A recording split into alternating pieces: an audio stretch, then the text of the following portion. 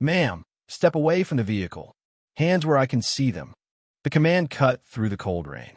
The air was thick with the smell of gasoline and the aggressive flash of blue and red light, pinning Zoe Alistair against her own custom Maybach. "Officer, I'm just getting gas," Zoe replied, her voice calm and even. "The car is legally registered. I can show you the paperwork." "Save the attitude, sweetheart." The officer scoffed, his flashlight glaring. "We're getting reports of stolen cars like this. Looks to me like you just hot-wired it." He gestured to her simple, faded hoodie, a sharp contrast to the car's seven-figure price tag. They saw a criminal, fueled by suspicion and prejudice. She saw a systemic challenge.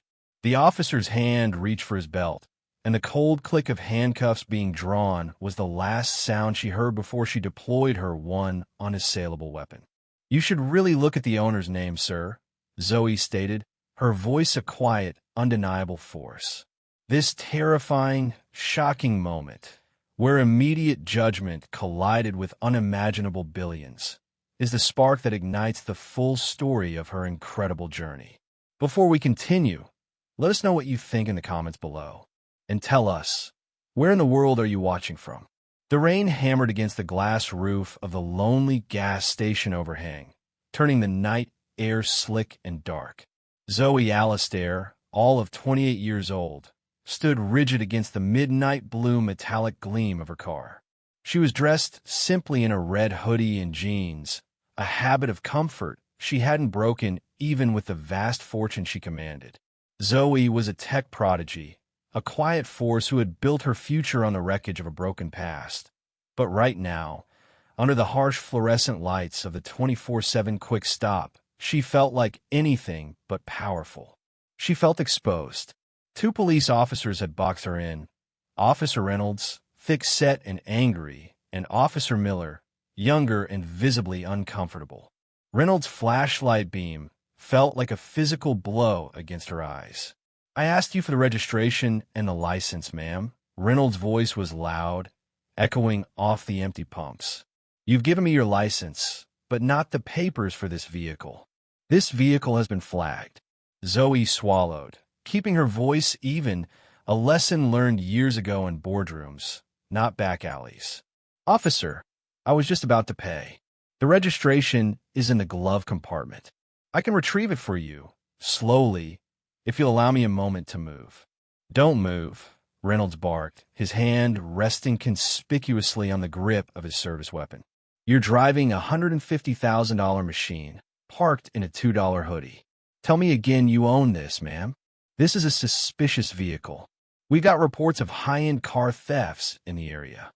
Zoe felt the rage, hot and familiar, start to climb her throat, but she suffocated it with a breath. This wasn't the time. She remembered her grandmother's mantra, "Stay calm when they expect you to yell." "With all due respect, officer," Zoe said, pushing her hands out of the pockets of her hoodie, palms flat against the cold metal of her Maybach. "I can assure you the car is mine.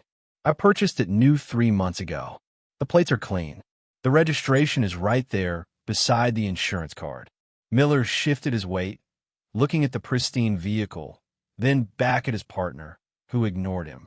Reynolds stepped closer, his shadow enveloping her. "I'm telling you, you look like a girl who just jacked this thing. Step away from the vehicle. Put your hands behind your back." The air froze. This wasn't an inquiry anymore. It was an arrest. Zoe looked him dead in the eye, the weight of everything she had fought for, the long nights, the insults, the silent battles, heavy on her shoulders. She had refused to be defined by what others thought of her. She wouldn't start now. Reynolds reached into his belt pouch, the metallic click of the handcuffs echoing in the rain. Zoe didn't flinch. She just tilted her head slightly, her voice dangerously calm. "Before you make a mistake you truly can't undo, officer," she said, her tone a soft warning. "You should really look at the owner's name, sir." 3 years earlier, Zoe didn't need a Maybach to feel rich. She was 19, beaming, and driving her beat-up Ford Focus to the modest home of her boyfriend, Caleb Vance. Caleb was handsome and kind, her high school sweetheart, and their future felt solid, like a foundation poured in concrete. They talked about moving to a cozy bungalow near the lake after she finished her computer science degree. She remembered the way his eyes used to light up when she talked about her dreams. Not the big billionaire dreams yet, just the simple ones. Building educational software that mattered, helping kids like her who learned better outside the textbook. The only shadow on her sunlit life was Caleb's parents, Eleanor and Robert. They were successful in their own right, comfortable, and they had a very clear idea of who their son should marry. "She's brilliant, Eleanor," Caleb had once told his mother, proudly. "She's already working on her own platform." Eleanor, a woman whose smile rarely reached her eyes, had simply sipped her iced tea and looked pointedly at Zoe's worn backpack. "Brilliance is lovely, dear," she'd said, in a tone that suggested the opposite. "But stability is so much more reliable for a family. We just worry about Caleb being with someone, well, someone who takes risks." It was never outright hostile, just 1,000 little slights.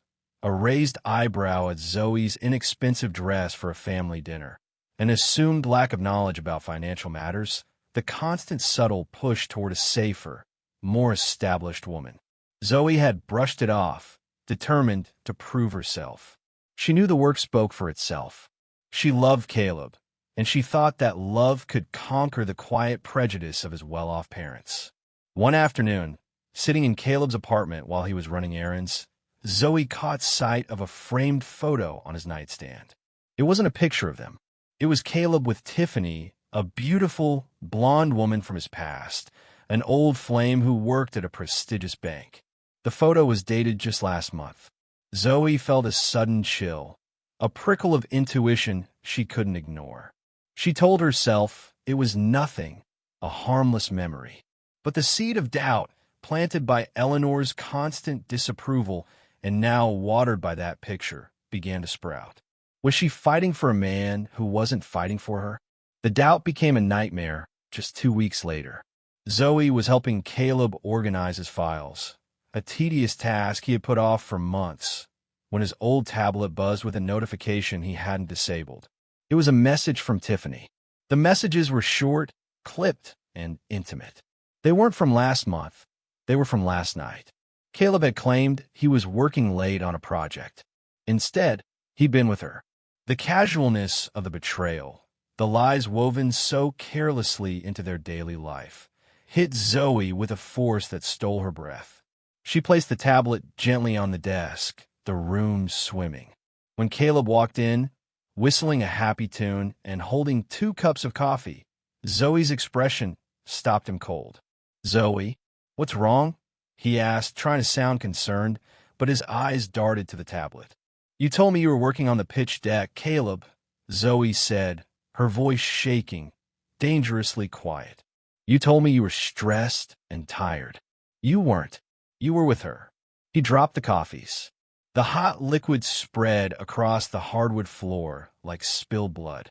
"Wait, listen, it was a mistake. It meant nothing. We were just what?" Zoe cut him off, finally letting the rage surface. "Just planning our future? Just talking about marriage? You gave me a ring, Caleb. You let your mother tear me down for months while you were quietly keeping your old life waiting on the side." He resorted to gaslighting, the oldest trick in the book. "You're overreacting, Zoe. You're always so intense about everything. It's just sex. It's not us." "No," Zoe replied, the sorrow sharpening into steel. "It's not us. Because us was a lie you built to keep me busy while you figured out which woman was most approved of by your parents. And I refuse to be the consolation prize." She walked straight to his nightstand, picked up the velvet ring box, and dropped it into the puddle of coffee. She didn't look back at the mess. In a blinding speed fueled by pure adrenaline, Zoe packed 1 duffel bag with her laptop and a few changes of clothes. She didn't yell again.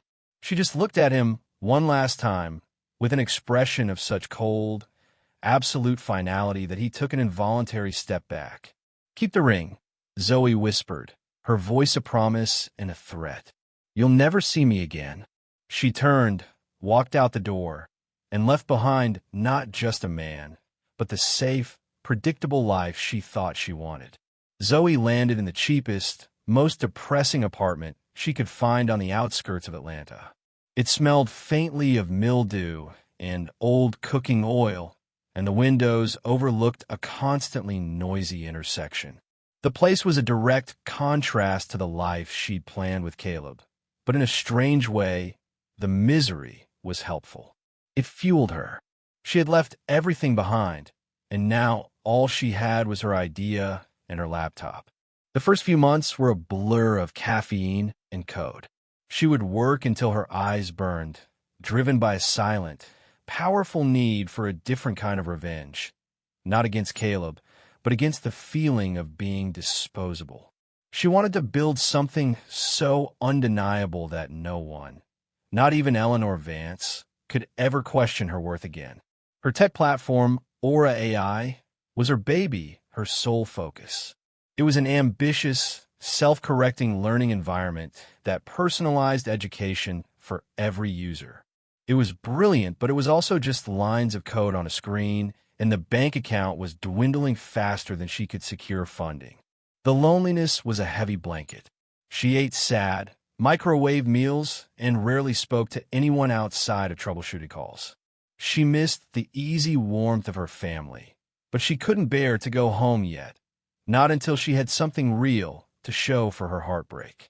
One night, exhausted and staring at a critical bug she couldn't squash, she broke down. She called her mother, Aisha, who immediately knew something was wrong.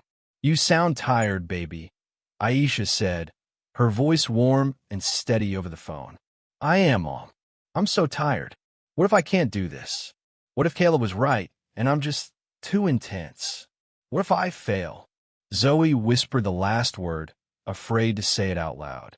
"Failure isn't falling down, Zoe," her mother said, her voice dropping to a serious, powerful tone. "Failure is staying down. You got fire in your blood, child. You built something from nothing because a boy broke your heart. Now you use that fire to change the world. You're an Alistair. We don't quit, we rise." Aisha's fierce belief was the lifeline she needed. Zoe hung up the phone, wiped her tears, and went back to the code. She fixed the bug at 4 a.m. Now, all she needed was the money. She had one last meeting scheduled with a notorious but highly successful venture capitalist named Silas Thorne. If he said no, the dream died in that mildew-smelling apartment. Zoe knew she was walking into a shark tank, and she wondered if she had the teeth to bite back. Walking into a shark tank, and she wondered if she had the teeth to bite back. The meeting with Silas Thorne was held in his penthouse office overlooking the entire city. The space felt less like a business environment and more like a high-stakes gambling den, all polished black granite and unsettling modern art. Zoe, wearing her best and only business suit, felt the air pressure shift the moment she walked in.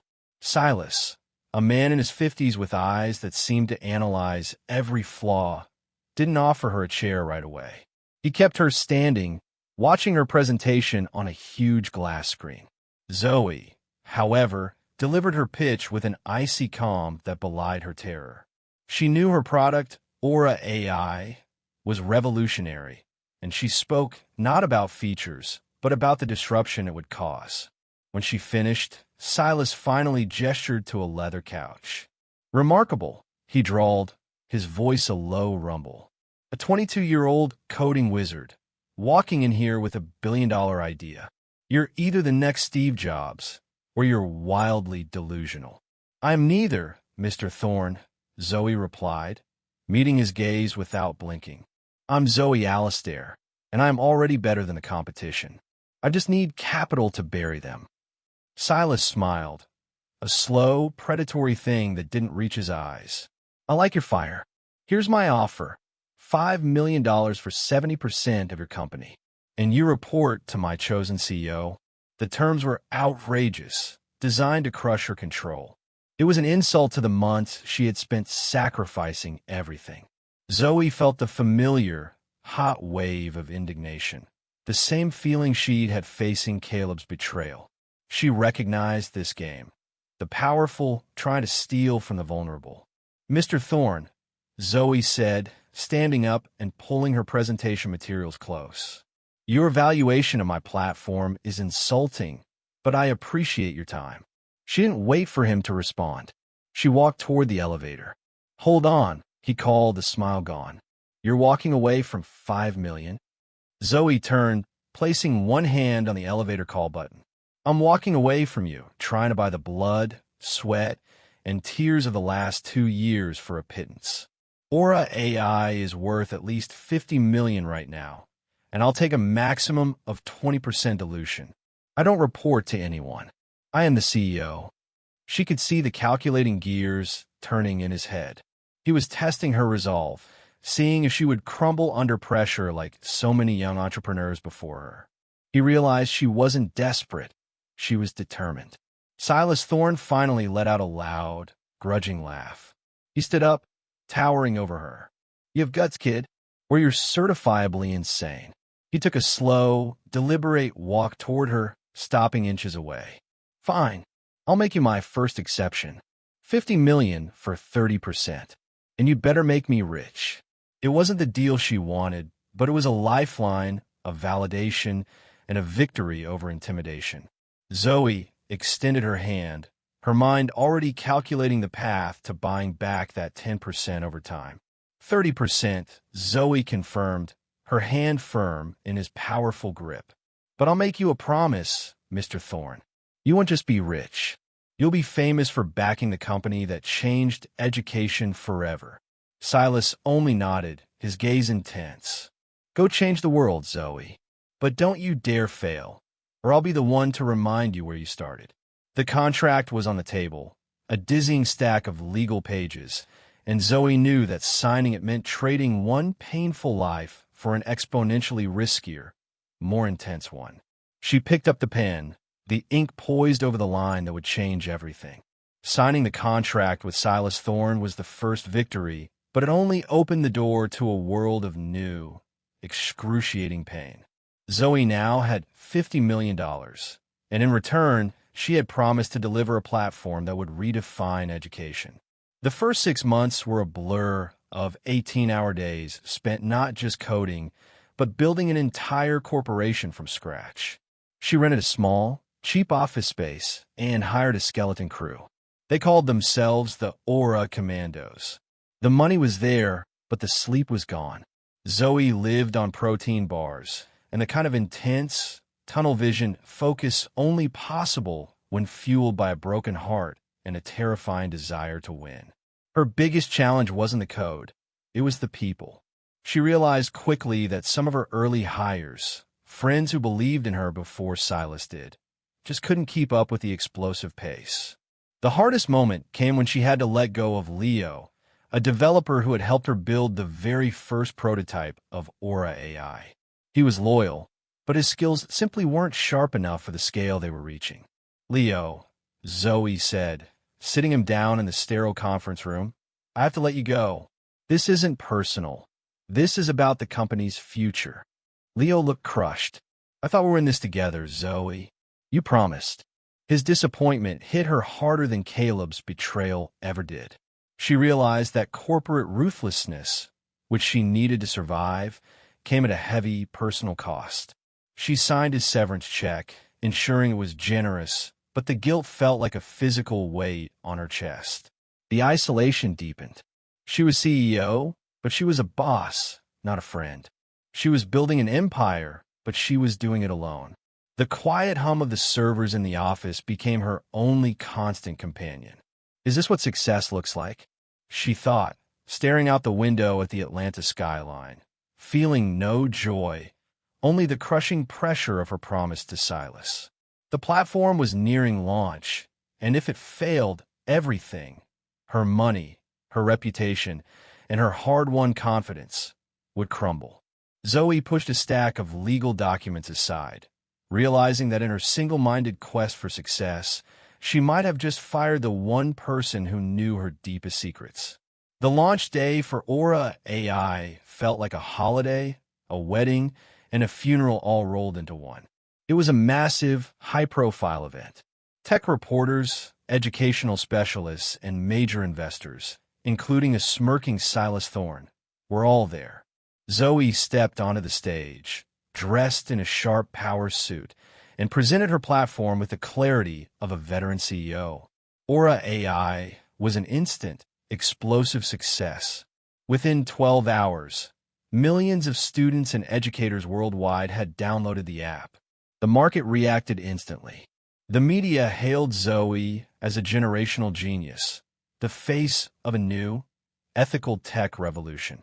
Her valuation didn't just meet the 50 million mark, it quadrupled it. That night, the celebration was cut short by a call from her primary investor. "Zoe, listen to me," Silas Thorne said, his voice unusually excited. "You just hit the jackpot. Genesis Global just made an offer, a complete buyout. They're offering $800 million cash. You're a billionaire. We take the money and walk." $800 million. It was an astronomical figure. It was more money than she could have ever dreamed of, enough to fund generations of her family, enough to make Caleb and his parents irrelevant 1,000 times over. It was the absolute, final, undeniable revenge. For a moment, Zoe was paralyzed. She could stop fighting, stop working, and be free. She could have everything. But then she looked at her phone, seeing the thousands of messages from students praising how Aura AI was finally helping them understand calculus, history, and science. She remembered the fire she had felt in the beginning, the desire not just to be rich, but to change the world. "Silas," Zoe said, her voice steadying, "tell Genesis Global thank you. Tell them I said no." Silence stretched on the line, thick and heavy. "Are you out of your mind, Alistair? This is $800 million. Silas roared. "I'm not selling my vision for a profit margin," Zoe countered. "I built this to help people, not to be a line item on Genesis Global's balance sheet. They'll just dismantle it. I'm keeping Aura AI." Zoe hung up the phone before Silas could argue further, her heart pounding a violent rhythm against her ribs. She had refused the money and, in doing so, had challenged one of the most powerful tech conglomerates in the world. The adrenaline rush was incredible, but it quickly faded into a cold certainty. She knew immediately that Genesis Global wouldn't just accept her rejection. They wouldn't just walk away. Zoe's defiance of Genesis Global was front-page news, framed as a courageous stand against corporate greed. But the glory lasted less than a week. Genesis Global, led by a notoriously vicious CEO named Victor Hale, decided to fight dirty. The low point began when the first lawsuit arrived. It was a multifaceted attack: patent infringement, claims of stolen intellectual property, and even an absurd allegation of business espionage. Zoe was suddenly pulled away from her company's operations and thrust into the suffocating, expensive world of corporate law. The hours she used to spend refining her AI code were now spent in windowless rooms with lawyers, deciphering complex legal jargon. The stress was immense. Every interview she gave was scrutinized, and Genesis Global launched a brutal, effective smear campaign. They leaked stories suggesting Aura AI was buggy, unreliable, and even contained hidden data mining tools. All lies, but the media, sensing a juicy fight, ate it up. Public opinion started to sour. The narrative shifted from genius young woman to greedy, overly ambitious young woman who thinks she's above the market. Zoe felt the isolation return, amplified tenfold. Even her employees started looking at her with doubt. She was burning through her initial investment just on legal fees, a slow, agonizing drain. One night, while desperately searching through old files for proof of her initial coding dates, Zoe stumbled upon something unexpected in an archived folder from her pre-Caleb days. It was a file buried deep from a research project she had done in college with a team she barely remembered. The file contained a time-stamped, signed record of a preliminary algorithm that directly contradicted Genesis Global's main patent infringement claim. It was the smoking gun the definitive proof that her idea was developed years before their patent was even filed. The discovery was a massive relief, but also raised a terrifying question. Who else knew about this file, and why hadn't her lawyers found it first? The courtroom was packed, the air thick with tension and the smell of old paper. This was it. The day Zoe Alistair faced the Goliath, Genesis Global, with nothing but a file from her college days. The extreme event was the courtroom showdown. Victor Hale, Genesis's CEO, sat across the aisle, radiating confidence, while his legal team presented a meticulously crafted case designed to paint Zoe as a thief.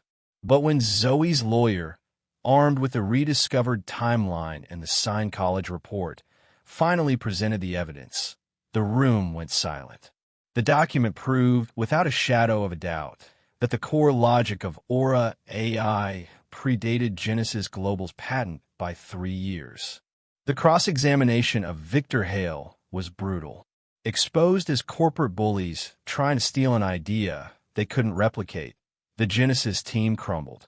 The judge delivered a stunning victory for Zoe, not just dismissing the case, but issuing a scathing public rebuke of Genesis Global for their malicious and frivolous litigation.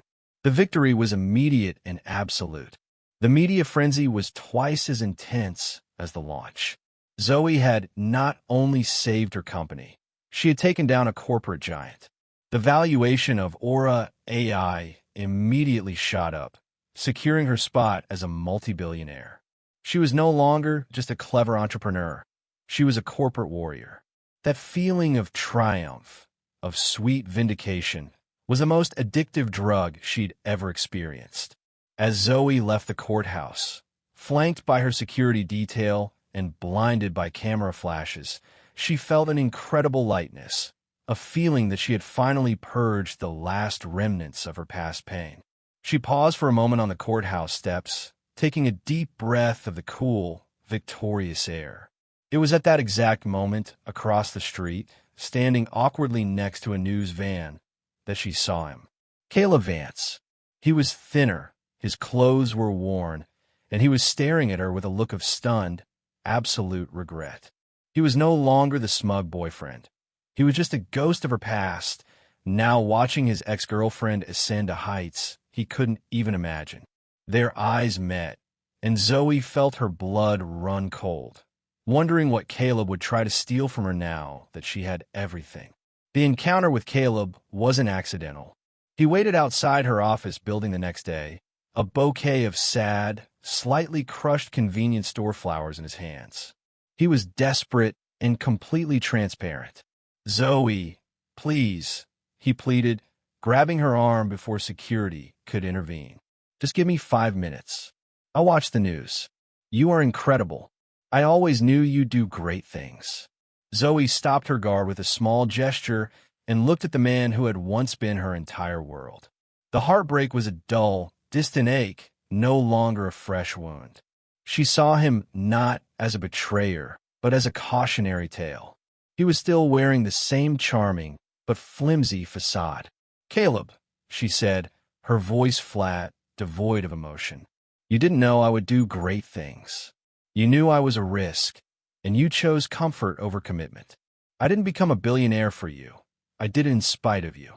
He launched into a practiced apology, filled with false sincerity and excuses. "I was stupid. I was young. My parents pressured me. Tiffany left me a year after we moved in together, and I realized I made the worst mistake of my life. I need you, Zoe. I miss us." The audacity of his claim, that he needed her, made her almost laugh. "There is no us, Caleb. There's only me. And you're looking at me because of the zeros in my bank account, not the person in front of you." Zoe had a moment of pure, dangerous temptation. She could hire him, pay him a huge salary, and then systematically humiliate him until he quit. She could ruin him the way he had ruined her youth. But she remembered the emptiness after Leo's firing, the burden of unnecessary cruelty. She had won the fight. She didn't need to kick the defeated. "Go home, Caleb," Zoe said, her voice softening slightly. choosing empathy over the easier path of revenge. Don't contact me again. I wish you well, but we are done. She walked away, leaving him standing there, defeated, flowers drooping in his hand. But as she rounded the corner to her waiting car, she heard him on his phone, his voice strained and panicked. I told you I got to her. She was sympathetic. Look, I need that money by the end of the month, or they're going to foreclose on my parents' house. The shock of hearing his plight changed everything. Zoe had chosen kindness, but now she had a fresh, involuntary piece of knowledge. She was the one woman in the world who could save the family that had once tried to destroy her. Caleb's panicked voice, detailing his parents' foreclosure, echoed in Zoe's mind. It was the ultimate leverage, a secret she could use to quietly destroy the family that had judged her. But before she could even process that toxic thought, her life accelerated beyond personal drama. Her company, Aura AI, finalized its biggest deal yet, a massive global partnership with the United Nations Education Initiative. The extreme event was the signing ceremony in New York. Zoe, only 25, sat at a polished mahogany table, signing papers that solidified her position as not just a billionaire, but a global power player. The partnership meant Aura AI would be implemented in schools across 6 continents, finally fulfilling her original, ambitious vision of changing education. Her net worth officially tipped into the multi-billion range, making her the youngest self-made Black woman to reach that financial stratosphere. The lifestyle shift was immediate and surreal. The focus was long gone, replaced by a personal security detail, a sleek, quiet private jet named the Alistair, and a vast, glass mansion overlooking the Pacific Ocean. She was constantly on the move, speaking at summits, meeting heads of state, and navigating a world where every word she said was scrutinized. Her revenge on Caleb and his family was complete, not by actively striking them down, but by simply rising so high they could no longer reach her. The triumph was overwhelming, a high unlike any drug. She had done it. She had silenced every critic and proven every person who ever doubted her wrong. Yet, even as she celebrated this unbelievable, glorious win, a cold knot of anxiety remained in her stomach. The higher you climb, the more people see you, and the more enemies you create. Zoe looked out the window of her jet, flying high above the clouds, and wondered who was watching her from the ground, waiting for her to stumble. The emptiness arrived the moment the adrenaline faded. Zoe was a billionaire CEO, but she lived in a huge, pristine mansion that felt cold and hollow. She could buy any piece of art, any car, or any experience in the world. Yet her days were a loop of work, travel, and isolation. She had achieved the ultimate win, but she had lost the simple joy that came with shared struggle. Her friends were now employees, her relationships transactional, and her only genuine conversations were with her distant mother. This was the low point. Realizing the price of her success was her happiness. One evening, sitting alone in her private cinema, watching an old romantic comedy she used to love, she felt a wave of profound melancholy. The movie reminded her of her early days with Caleb, not the betrayal, but the simple, earnest planning of their future. She realized her quest for revenge and validation had become an all-consuming monster. She had succeeded in proving her worth to Eleanor Vance, but she hadn't succeeded in making herself truly happy. She revisited the memory of her mother, Aisha, telling her, "You got fire in your blood, child. Use that fire to change the world." Her mother hadn't told her to make $1 billion or seek vengeance. She had told her to change the world with empathy. Zoe realized her vast fortune wasn't a reward. It was a tool, a responsibility she had earned through sheer force of will. She looked at her bank balance, an obscene number of digits, and knew she had to shift her focus. She had to transform her success from a shield against old pain into a weapon for good. She picked up her custom-made tablet, opened a new document, and began outlining the charter for a project that would redefine her legacy, hoping to fill the vast, lonely void in her soul. The shift in focus was explosive, transforming Zoe's image overnight. The extreme event was the public launch of the Alistair Foundation for Educational Equity. It wasn't a small charity. It was a behemoth funded personally by Zoe with an initial endowment of nearly $500 million. At the press conference, she didn't talk about algorithms or quarterly earnings. She talked about opportunity, access, and leveling the playing field. She announced massive grants to historically black colleges and universities, HBCUs, significant investments in technology labs for inner-city schools, and a mentorship program specifically designed to empower young women of color in STEM fields. The media reaction was intense. She was instantly reframed from ruthless tech CEO to visionary philanthropist. The positive attention felt authentic and powerful, a genuine high that transcended financial success. This was her true revenge, proving that a broken past could forge a future dedicated to lifting others. However, the sheer scale of the donation and the sudden, public nature of her kindness sparked controversy. Some critics on social media accused her of buying back her image or engaging in a massive tax write-off scheme. Silas Thorne, ever the cynic, called her Zoe. He scoffed, "You just gave away enough money to buy a small country. Are you having a midlife crisis at 25? You're supposed to accumulate, not donate." "I'm accumulating something, Silas," Zoe countered, feeling a profound sense of satisfaction. "Goodwill. It's the only currency that lasts." The extreme event culminated in a massive, public groundbreaking ceremony at the first school her foundation rebuilt. As Zoe stood on the stage, watching children cheer, she knew this was the right path.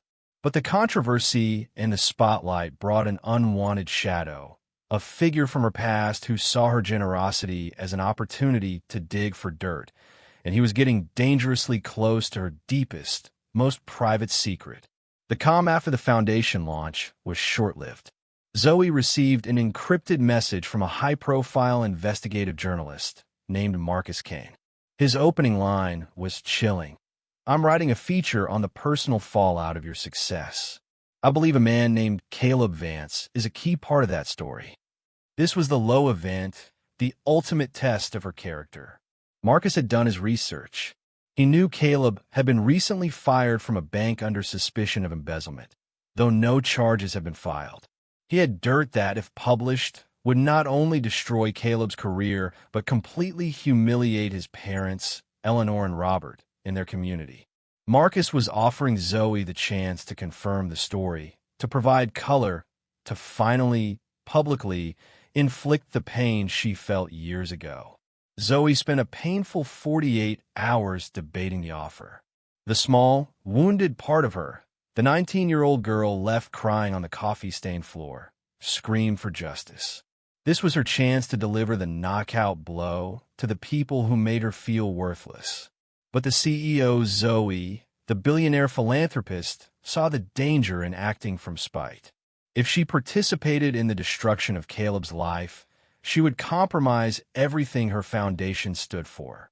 She would be just as petty and cruel as the corporate rivals she had defeated. She called Marcus back, her decision made. "Mr. Kane," Zoe said firmly, "I will not be commenting on Caleb Vance. My past with him is irrelevant to my present work. If you choose to publish a story based on unproven allegations, you do so without my consent or cooperation." She hung up, a profound sense of peace washing over her.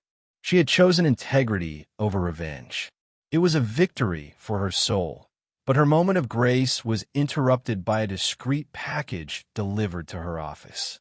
Inside was a heavy, linen envelope with an elegant, almost old-fashioned script. It was a letter addressed to her from Eleanor Vance. The contents of the letter were an emotional bombshell. Eleanor Vance's handwriting was shaky, but the words were clear, raw, and desperate. It wasn't a demand. It was a confession and a heartfelt apology. Eleanor wrote about her deep regret for her prejudice and arrogance towards Zoe years ago. "I was wrong, Zoe," the letter read.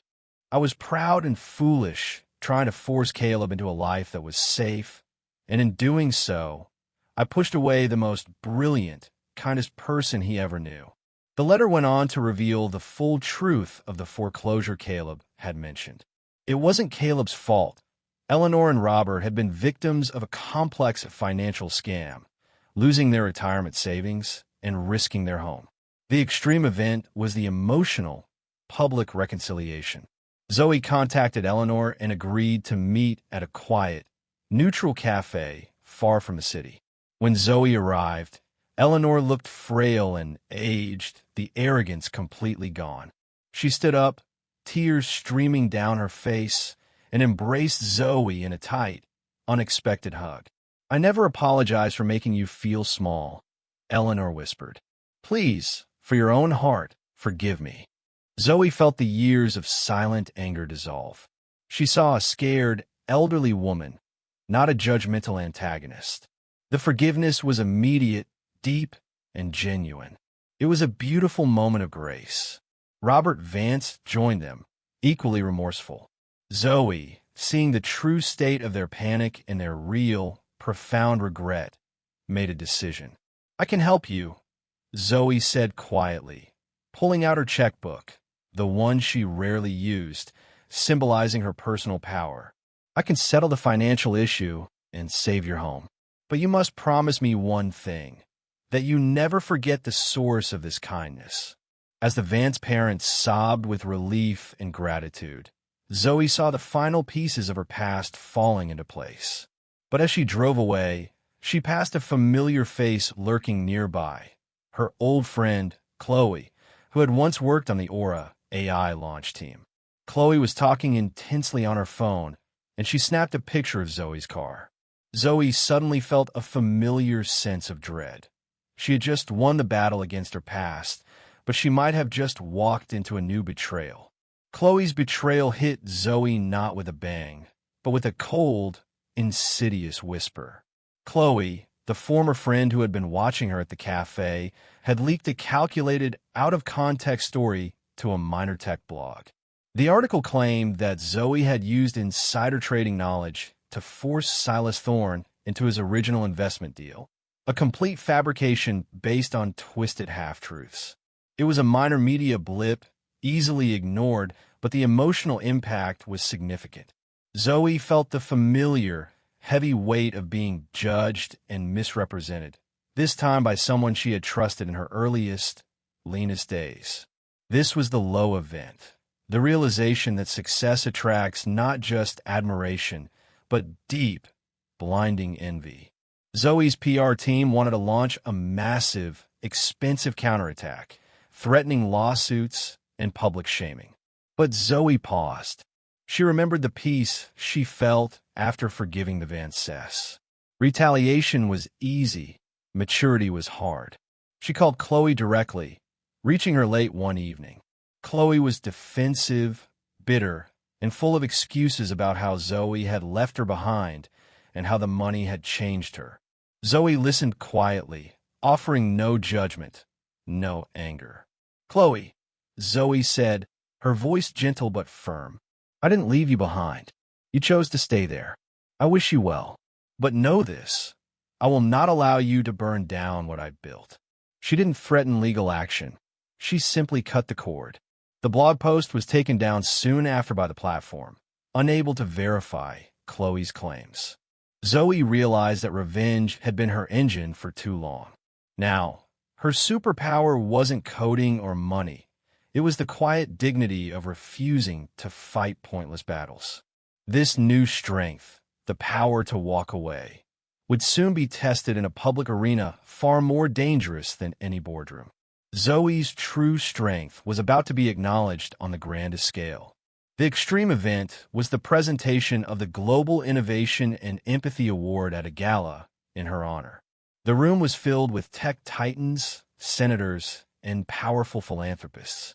Zoe was being celebrated not for her billions, but for the hundreds of millions she gave away through the Alistair Foundation. She walked onto the stage, accepting the Crystal Award with humble gratitude. The real high point, however, came during the keynote speaker's introduction. The speaker was none other than Silas Thorne. Silas, the shark who had tried to steal her company, stood at the podium, looking slightly uncomfortable in the spotlight, but determined. He spoke honestly about their initial meeting, admitting his predatory tactics and her courageous defiance. "I tried to crush Zoe Alistair with a lowball offer," Silas confessed to the stunned audience. "I tried to take her power because I thought money was the only power that mattered. She taught me I was wrong. She built an empire, and then she used it to build a community. I'm not saying she's perfect, but she is the only person I know who turned rage into redemption." Silas announced that he, too, would be endowing a significant sum to the Alistair Foundation. It was a stunning, public validation of Zoe's character, a complete reversal from her first meeting with him. As the crowd applauded, Zoe felt a genuine connection to her past self, the girl fighting for a few percentage points of equity. She had won over her strongest rival not with business acumen, but with moral force. The celebration lasted well into the night, but Zoe excused herself early. She had an itch, a feeling that she needed to reconnect with a physical reminder of where her journey truly began. The next morning, she would take a private, silent pilgrimage back to the scene of her emotional genesis. The morning after the gala, Zoe traded her silk gown for the quiet anonymity of a black hoodie and jeans. This was the low event, a quiet, necessary moment of reflection. She drove her custom Maybach herself, eschewing her security team, back toward the outskirts of Atlanta. She wasn't looking for a landmark.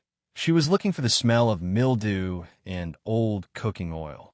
She found the apartment building where she had lived after leaving Caleb. The chipped paint and loud intersection were exactly as she remembered. She stood across the street, gazing up at the small, dark window of her old unit. It wasn't a place of shame. It was a cathedral of resilience. She remembered the tears she had cried there, the bug she had squashed at 4 a.m., and the phone call where her mother told her not to quit. That little apartment was the crucible where the girl who felt disposable became the woman who was undeniable. This pilgrimage confirmed her inner peace. She realized the forgiveness she had given Caleb and his parents, the grace she had shown Chloe, and the moral victory over Silas Thorne weren't sacrifices. They were final proofs that she was no longer defined by the pain of her past. She drove away feeling lighter, cleaner. The weight of old scores finally lifted. Her journey was complete. She had earned her success, and now she was ready to simply live with integrity. As the sun set, she found herself needing gas for the long drive back to her jet. She pulled into a lonely, familiar-looking gas station on a dark, rainy night. She didn't recognize it as the place from the beginning of the story, but the atmosphere felt heavy and tense, and she felt a sudden, inexplicable shiver of foreboding. The full circle was complete, but the danger was immediate. Zoe was pumping gas, distracted by the memory of her old apartment, when the familiar glare of spotlights hit her. Two figures emerged from the patrol car, Officer Reynolds and Officer Miller. This was the intense event that started the entire story. Reynolds' aggressive posture, his flashlight beam, and his immediate, prejudiced assumptions hadn't changed. "I asked you for the registration and the license, ma'am." Reynolds' voice was loud and commanding, identical to the way he spoke at the start. "You're driving a $150,000 machine, parked in a $2 hoodie. This vehicle has been flagged." Zoe felt the familiar, hot fire of rage, but this time it was immediately extinguished by a cool, practiced confidence. She was no longer a panic girl. She was a woman who owned a global empire. She had handled Victor Hale and Silas Thorne. She could handle this small-town tyranny. She kept her hands clearly visible on the car, her posture defiant but respectful. She had seen this scenario play out 1,000 times in her mind, and she was ready. Officer Miller, the younger cop, looked distinctly uneasy, shifting his weight. He kept glancing nervously at the Maybach's customized plates.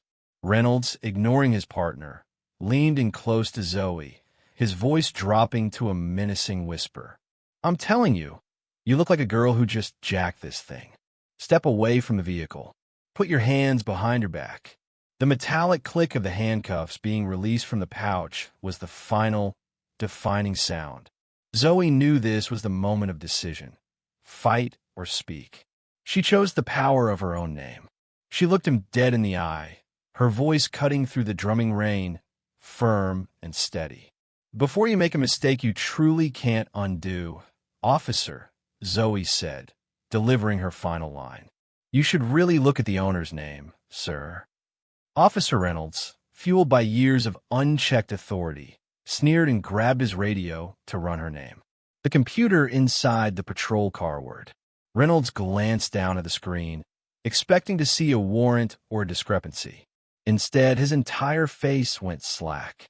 He didn't just see a clean title. The screen was dominated by a high-resolution, recent news photo of Zoe shaking hand with a senator, a photo taken at her foundation's groundbreaking ceremony. He saw the full name, Zoe Alistair, founder and CEO of Aura AI, global philanthropist. The digital evidence of her immense power was too overwhelming, too immediate for him to process.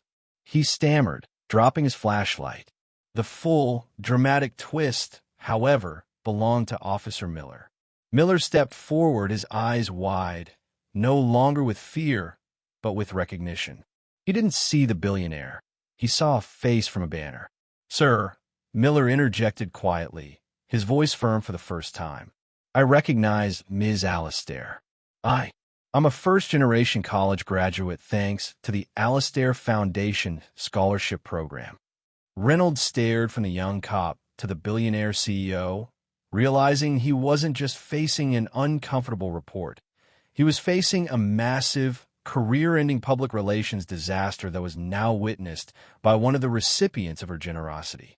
Zoe smiled faintly, a genuine, powerful smile of quiet triumph. She had one years ago when she chose to build instead of break, when she chose to forgive Eleanor and Caleb, and when she chose to help young men like Officer Miller, even if she didn't know their names. She didn't rub her wealth in Reynolds' face. She simply handed Officer Miller a crisp business card. "Thank you, Officer Miller," she said. "If you ever need anything, please call me." She didn't file a complaint. She didn't seek revenge. She got back in her Maybach, started the engine, and drove away into the rainy night, leaving the two cops standing in stunned silence.